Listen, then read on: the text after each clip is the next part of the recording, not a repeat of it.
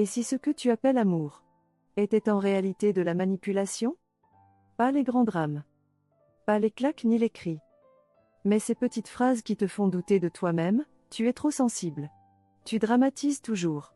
Personne d'autre ne te supporterait. Tu reconnais ces mots? Ce ne sont pas des maladresses. Ce sont des armes douces qui te vident de l'intérieur. Aujourd'hui, je vais te montrer comment reconnaître la manipulation émotionnelle dans ton couple.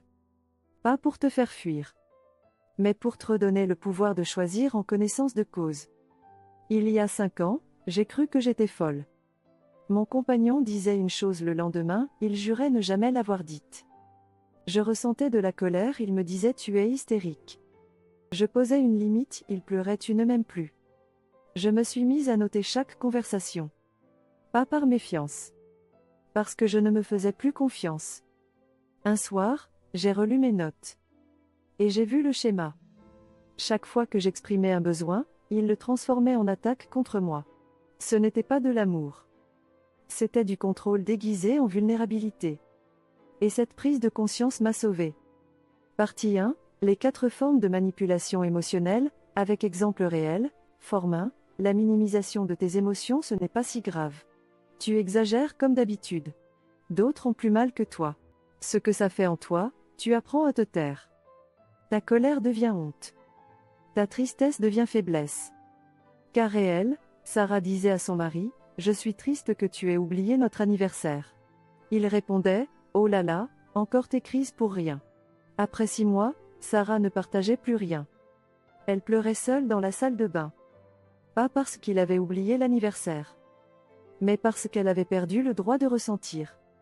Forme 2, l'inversion des rôles. Tu dis tu m'as blessé, il ou elle répond tu me fais souffrir en me disant ça. Ta plainte légitime devient ton agression. Sa défense devient sa victimisation. Cas réel, Marc a dit à sa femme, je n'aime pas quand tu parles mal de ma mère. Elle a répondu en pleurant, après tout ce que j'ai fait pour toi. Tu me reproches tout. Marc s'est excusé. Il n'a plus jamais osé poser de limites. Pas parce qu'il avait tort, mais parce qu'elle transformait chaque limite en trahison. Forme 3, l'isolement progressif. Tes amis ne te veulent pas de bien. Ta famille te manipule contre moi. Je suis la seule personne qui t'aime vraiment. Ce que ça fait en toi, tu coupes les ponts. Tu perds tes repères externes. Tu deviens dépendant de sa version de la réalité.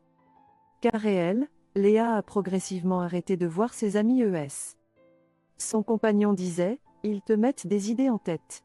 Après 8 mois, elle n'avait plus personne à qui parler. Quand il la critiquait, elle n'avait plus de miroir extérieur. Elle a fini par croire que c'était elle le problème. Forme 4, le chantage à la culpabilité. Si tu m'aimais, tu ferais ça pour moi. Après tout ce que j'ai fait pour toi. Je souffre à cause de toi. Ce que ça fait en toi, tu agis par peur, pas par amour. Tu dis oui quand tu veux crier non.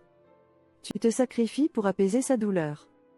Cas réel, Thomas annulait tous ses projets pour rassurer sa femme anxieuse. Elle disait, si tu pars, je vais mal aller. Il restait. Pas par choix. Par culpabilité. Après 2 ans, il ne savait plus ce qu'il voulait vraiment.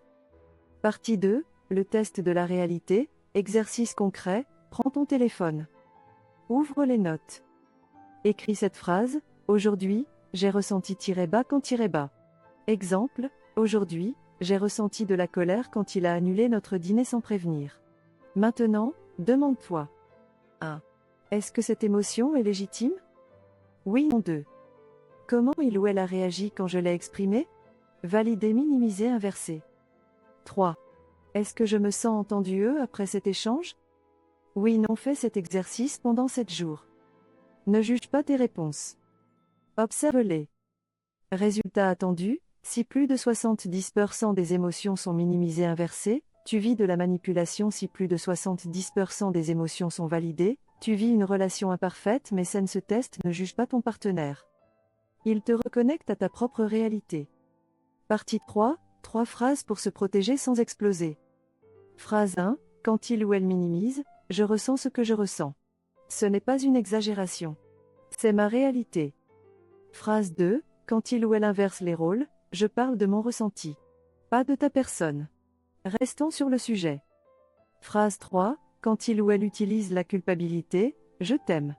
Mais mon amour n'est pas une monnaie d'échange pour obtenir ce que tu veux.